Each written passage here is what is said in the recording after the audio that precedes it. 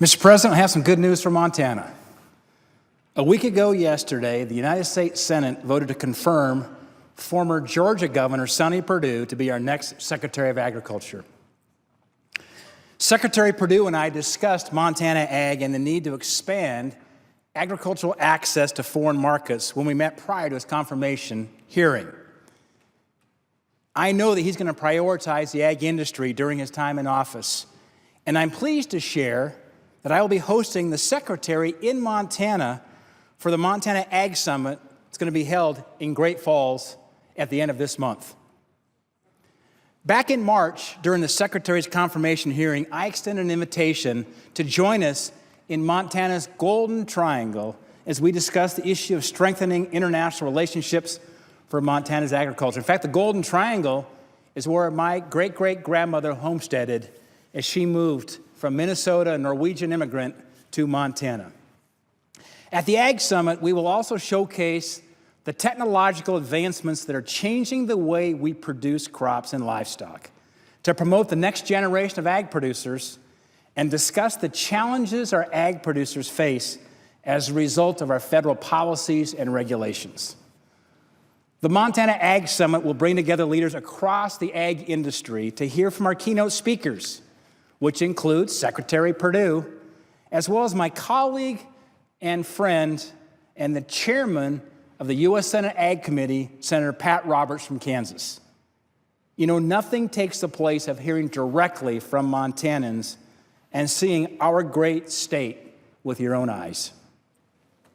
I've been a strong advocate for Montana ag since coming to Washington, D.C., and it is a privilege to serve as Montana's only representative on the U.S. Senate Ag Committee. And whenever I get the chance, I talk about Montana's ag industry and advocate for regulation reform and for additional opportunities for our ag producers to compete on a level playing field.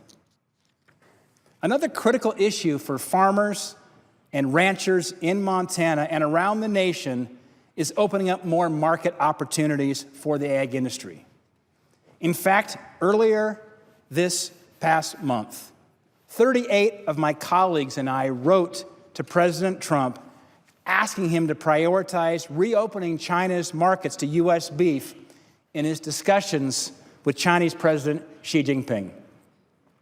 China is Montana's third leading trade partner after Canada and South Korea. It's important to remember that 95% of the world's consumers, 95% of the world's consumers live outside the United States.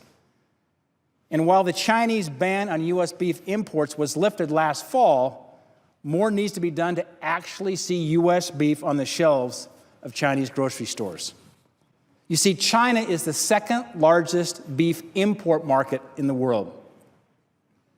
And I can tell you, it was an honor to personally present some of Miles City's famous and finest beef to Chinese Premier Li Keqiang, coming from Fred Wacker's ranch outside of Miles City. I'll get Montana beef in China if I have to take it over myself. Well, Montana's #1 industry and economic driver is agriculture. With over 27,000 farms in the state, Montana ag is nearly $5 billion strong. And by the way, Montana is now the leading pulse crop producer in the nation. Last week, President Trump unveiled his tax reform plan, which among many proposals includes a full repeal of the death tax. Full repeal, permanent repeal of the death tax.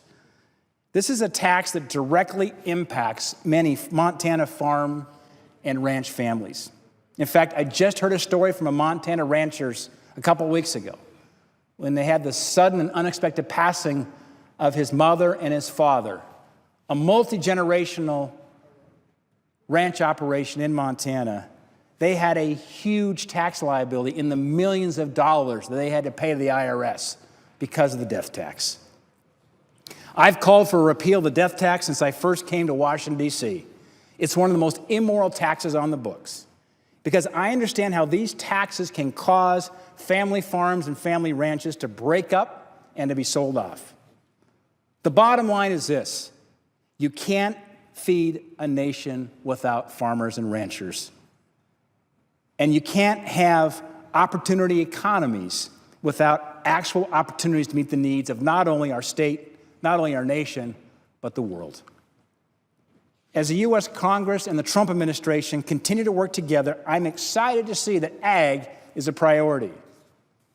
I look forward to working with my colleagues in the U.S. Senate, as well as the Trump administration, to advance policies and solutions to the barriers that our nation's ag producers face. And I really look forward to the upcoming Montana Ag Summit in Great Falls that's coming later this month.